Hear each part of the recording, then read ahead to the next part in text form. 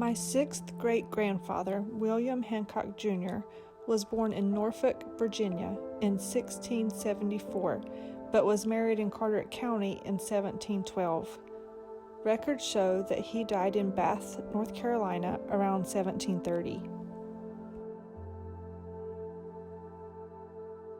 But his son Hector spent all of his life in Carteret County, and from Hector's grandson Calvin through his son Joseph on down to the end of the 19th century, all of my Hancock grandparents show up on the census records of Shackelford Banks.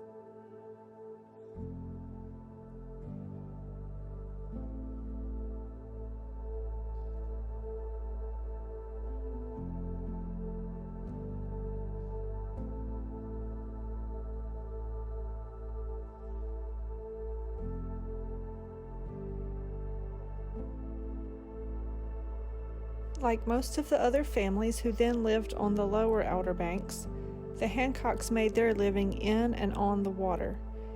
And for the last few decades of the 19th century, especially at Diamond City and on Shackelford Banks, working the water meant one thing more than any other: whaling.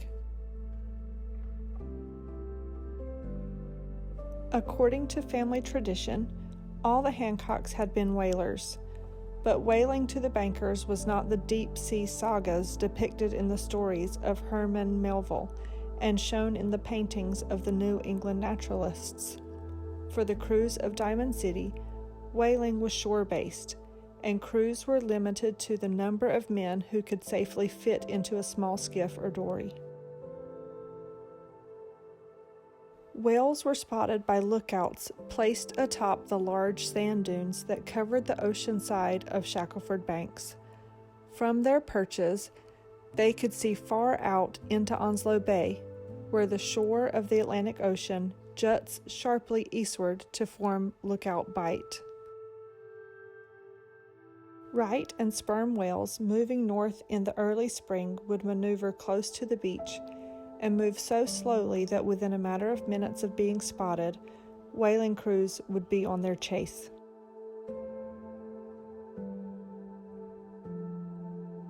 Whaling was seasonal and carried on almost entirely in the months of February, March, and April.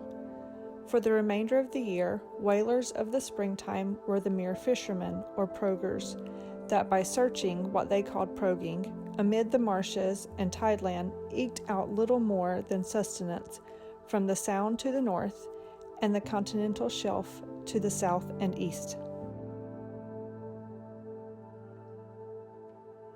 As with any acquired skill, some whalers were more proficient than others, and none was more celebrated than Old Pa's daddy and my great-grandfather, Billy Hancock. Stories abound of Billy's many escapades while finding, catching, or bringing in whales. One of my sisters still has a harpoon that belonged to him over the fireplace mantel of her den.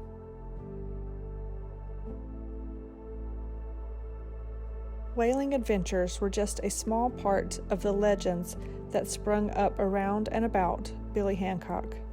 Even more than whaling, his superhuman swiftness as a runner was considered his most remarkable ability.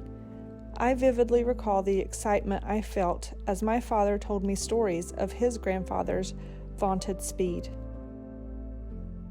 By then, throwing harpoons into the back of a giant mammal while perched in a skiff was just a fantasy, but fantasizing about being able to outrun your friends or chase down wild animals, including the feral horses that roamed the banks, was among every young boy's dreams. My brother and I sat with bated breath as Daddy would weave his tales about how his grandfather used his special talent.